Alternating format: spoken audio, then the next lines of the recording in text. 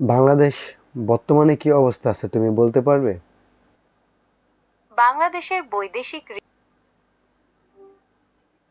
হ্যাঁ, তুমি কি আমার কথা শুনতে পাচ্ছ? হ্যাঁ, আমি আপনাকে শুনতে পাচ্ছি। আপনি কি কিছু বলতে চান? হ্যাঁ, আমি তোমার কাছে কিছু বলতে চাই।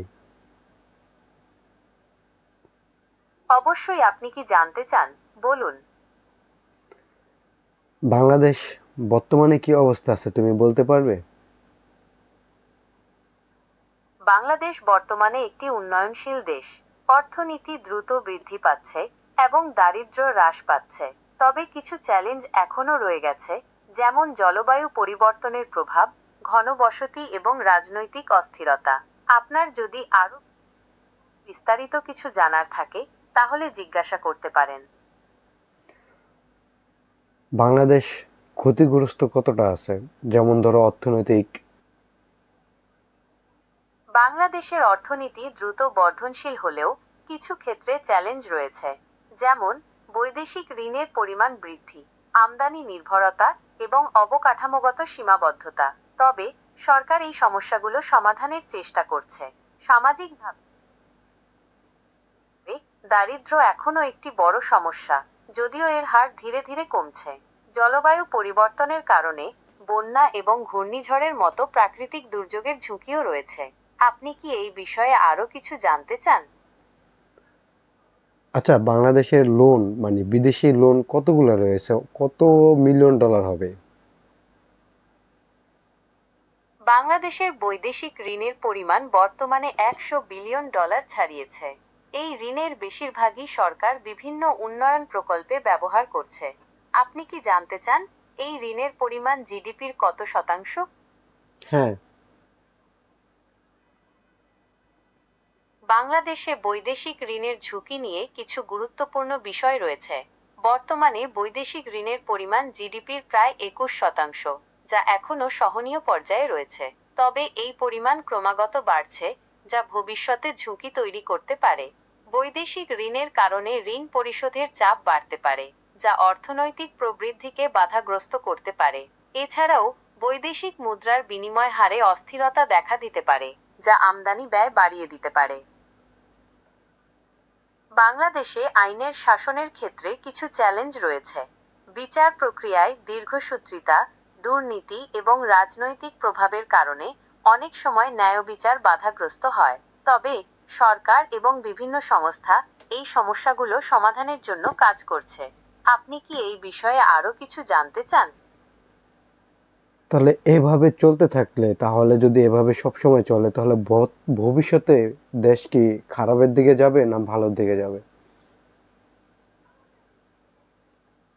যদি আইনের শাসনের দুর্বলতা অব্যাহত থাকে, তাহলে ভবিষ্যতে বাংলাদেশে কিছু সমস্যা তৈরি হতে পারে। যেমন বিদেশি বিনিয়োগকারীরা আস্থা হারাতে পারেন, যা অর্থনৈতিক প্রবৃদ্ধিকে বাধাগ্রস্ত করতে পারে। সামাজিক অস্থিরতা বাড়তে পারে, যা দেশের স্থিতিশীলতার জন্য হুমকি স্বরূপ হতে পারে। তবে সরকার এবং বিভিন্ন সংস্থা যদি আইনের শাসন প্রতিষ্ঠায় কার্যকর পদক্ষেপ নেয়, তাহলে এই ঝুঁকিগুলো এড়ানো সম্ভব। আচ্ছা, তাহলে তুমি কি বলতে পারবে দেশ এখন বর্তমানে ভালোর দিকে যাচ্ছে না খারাপের দিকে যাচ্ছে?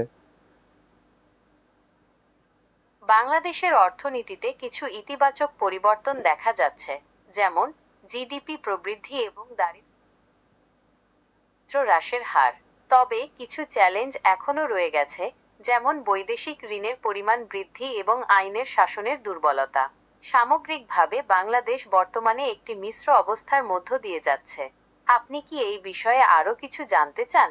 হ্যাঁ, বলুন।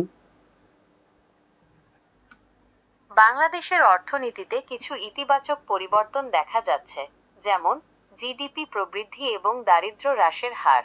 তবে কিছু চ্যালেঞ্জ এখনও রয়ে গেছে, যেমন বৈদেশিক ঋণের পরিমাণ বৃদ্ধি এবং আইনের শাসনের দুর্বলতা।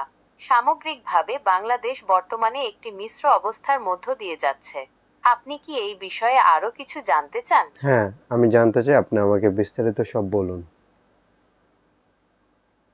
ঠিক আছে, আপনি যদি বিস্তারিত জানতে চান তাহলে আমি আপনাকে বাংলাদেশের বর্তমান অর্থনৈতিক অবস্থা এবং এর ভবিষ্যৎ সম্ভাবনা সম্পর্কে কিছু তথ্য দিতে পারি।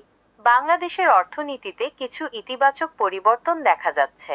জিডিপি প্রবৃদ্ধির হার বেশ ভালো এবং দারিদ্র্য হ্রাসের ক্ষেত্রেও অগ্রগতি হয়েছে। তবে কিছু চ্যালেঞ্জও রয়েছে। বৈদেশিক ঋণের পরিমাণ বাড়ছে, যা ভবিষ্যতে ঝুঁকি তৈরি করতে পারে। এছাড়াও আইনের শাসনের ক্ষেত্রে কিছু দুর্বলতা রয়েছে, যা বিনিয়োগ এবং অর্থনৈতিক উন্নয়নের জন্য ক্ষতিকর হতে পারে। ভবিষ্যতের কথা বললে, যদি সরকার এই চ্যালেঞ্জগুলো মোকাবিলা করতে পারে তাহলে বাংলাদেশের অর্থনীতি আরও শক্তিশালী হতে পারে।